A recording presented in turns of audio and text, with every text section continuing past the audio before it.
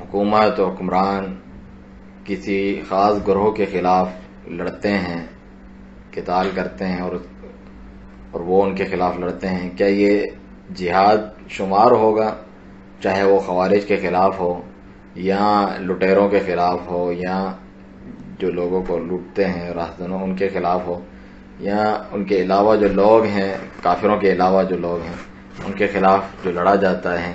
ولی امر کا، حکومت کا، ان کے اپنی رائے ہیں، یعنی ان کا موقف ہے کہ ان کے خلاف لڑا جائے، تو یہ جہاد شمار ہوگا؟ شیخ صالح الفوزان حفظ اللہ فرماتے ہیں کہ جہاد ہر وہ قتال ہے جس کا حکم اللہ تعالیٰ نے دیا ہے اور اس کے رسول صلی اللہ علیہ وسلم نے، چنانچہ جو باغی لوگ ہیں ان کے خلاف قتال کرنا اس کا حکم اللہ تعالیٰ نے دیا ہے۔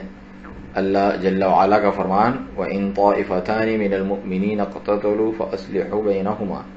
اگر مومنوں کے ہی دو گروہ آپس میں لڑ پڑیں تو ان کے درمیان صلح صفائی کروا لیا کرو۔ فَإِن بَغَتْ إِحْدَاهُمَا عَلَى الْأُخْرَى، پھر ان میں سے کوئی ایک دوسرے کے اوپر زیادتی کرے، فَقَاتِلُوا الَّتِي تَبْغِي حَتَّى تَفِيءَ إِلَى أَمْرِ اللَّهِ، تو پھر اس سے مل کر تم سب لڑو کہ جو یہ بغاوت کرتا ہے، زیادتی کرتا ہے، یہاں تک کہ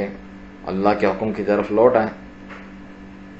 اسی طریقے سے جو خوارج ہیں ان سے قتال کا حکم خود نبی صلی اللہ علیہ وسلم نے دیا ہے، جیسے کہ بخاری وغیرہ کی روایت ہے، اور صحابہ کرام رضی اللہ عنہم نے اس پر عمل کر کے دکھایا، انہوں نے ان کے خلاف قتال کیا۔ اسی طریقے سے جو